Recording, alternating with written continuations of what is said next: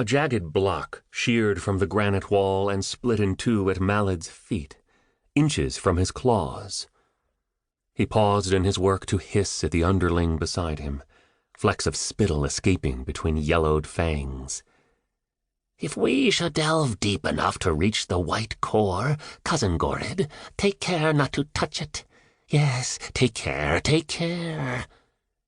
The goblin mine boss set his pickaxe down and thrust a gray-green hand into the lantern's glow, showing off a mottled scar. It burns. Malad's crew hauled away debris behind him and shored up the passage. They channeled a good deal south from the northern foot of the monstrous peaks. Most feared to tunnel there, afraid the unnatural mountains might come crashing down on them. But Malad's crew feared his wrath more than cave-ins. Seeing his chief resting, Gorid upended his pickaxe and leaned a pair of wiry forearms on the handle. "The dragons will be pleased with us, cousin. Yes, pleased indeed. No one has come this far before. No one." Weak, Gorid was, and lazy, a sniveling toadstool kisser. Who told you to stop working? Malad kicked the axe handle and sent his cousin tumbling to the ground. Now pick yourself up and get to it. Get to it! He added a second kick for good measure, letting his claws stab into the smaller goblin's fungal flesh. The others laughed. Gorid recovered his pickaxe and swung with new fervor at the solid black granite. Each strike bounced off with a disappointing clink. Useless cur! Malad let the rage, the black fire of his people, surge. He spun Gorid by the shoulders and shoved him against the wall. Useless!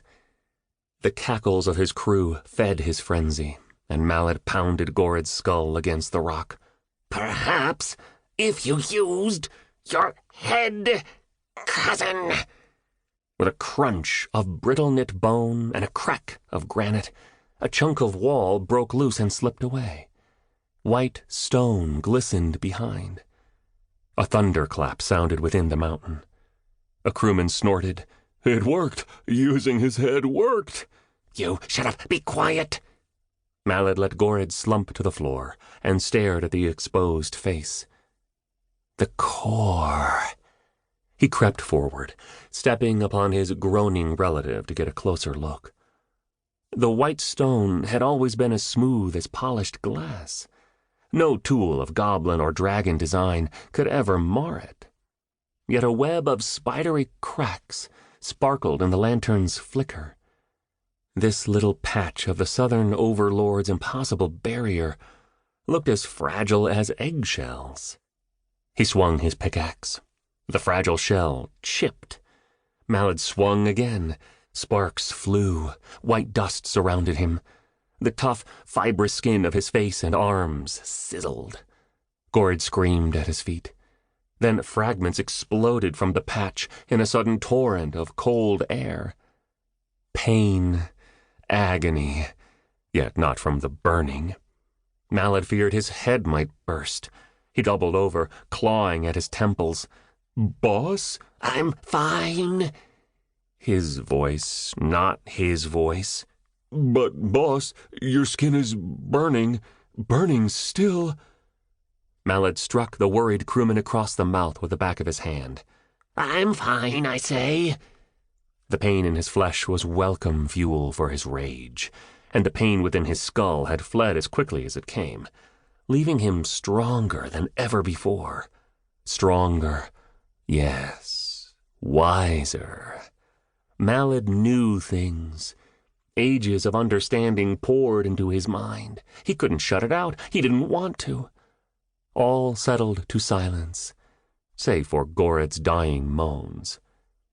The torrent of wind had dropped to a mere breeze, and the air carried with it a foul smell that hadn't affronted Malad's nostrils for decades. No, not Malad's nostrils. The memory was not his. It belonged to the ancient spirit filling his mind, and the ancient spirit knew that stink. The unmistakable stench of the Keledan.